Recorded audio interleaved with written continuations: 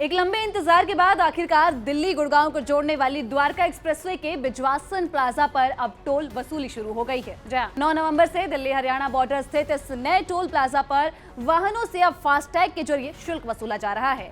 वहीं सड़क परिवहन और राजमार्ग मंत्रालय ने इसके लिए आधिकारिक टोल दरों की एक लिस्ट जारी कर दी है। ये प्लाजा सीधे खेड़की दौला टोल से जुड़ा होगा, यानी कि अब दिल्ली से गुड़गांव आने जाने वाले जो वाहन है उन वाहन चालकों को दोनों टोल पार करते समय एक निर्धारित शुल्क चुकाना होगा। हालांकि मंत्रालय ने इसमें कुछ खास रियायतें और सख्त नियम भी लागू किए हैं। यदि कोई वाहन अपनी निर्धारित क्षमता से अधिक वजन लेकर पाया गया तो उससे तय टोल का 10 गुना जुर्माना वसूला जाएगा और अतिरिक्त भार हटाने के बाद ही उसको आगे जाने दिया जाएगा। वहीं मंत्रालय ने बिजवासन प्लाजा और खेड़की दौला टोल के बीच एक ज्वाइंट सिस्टम लागू की है। इस व्यवस्था के तहत अगर कोई वाहन 24 घंटे के भीतर एक ही दिशा में दोनों टोल से गुजरता है तो उसे फिर दूसरे टोल पर केवल बैलेंस अमाउंट ही देनी होगी और ये एक पूरी प्रक्रिया जो है फास्टैग के जरिए स्वचालित रूप से पूरी होगी, ताकि जो यात्री हैं यात्रियों से किसी भी प्रकार की अतिरिक्त वसूली न की जा सके।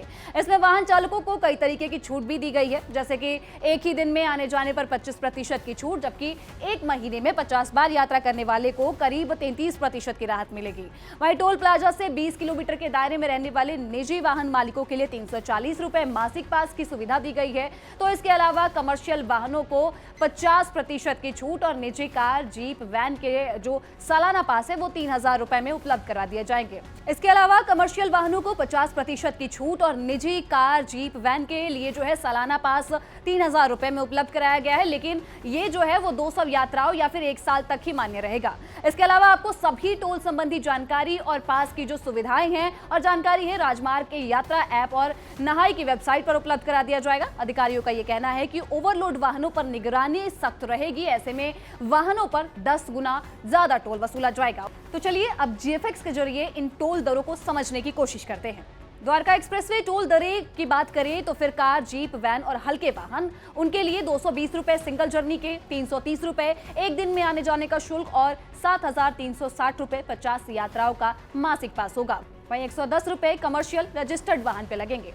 और हल्के कमर्शियल वाहनों और मिनी बस की बात करें तो बता दें कि 355 रुपए सिंगल जर्नी के लिए, 535 रुपए एक दिन में आने जाने का शुल्क, वहीं 11,890 रुपए 50 यात्राओं का मासिक पास और 180 रुपए कमर्शियल रजिस्टर्ड वाहन के लिए।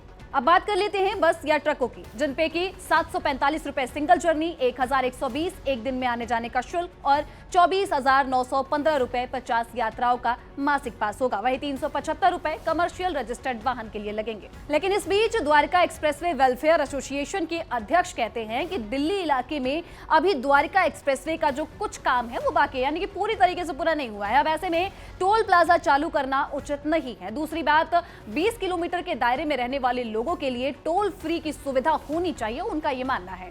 बिना सोचे समझे टोल रेट निर्धारित किया गया है। वो ये कह रहे हैं कि जो लोग द्वारका एक्सप्रेसवे से निकल रहे हैं वे फिर से दिल्ली गुरुग्राम एक्सप्रेसवे से निकलना शुरू कर देंगे। अब ऐसे में दिल्ली गुरुग्राम एक्सप्रेसवे पर फिर से पहले की तरह ही ट्रैफिक का दबाव बढ़ जाएगा। केंद्र सरकार को टोल रेट पर एक बार फिर से विचार करना चाहिए। खैर, आप इस टोल रेट पर क्या विचार रखते हैं कमेंट सेक्शन में हमें जरूर बताइएगा और तमाम जानकारियों के लिए देखते रहिए दैनिक जागरण।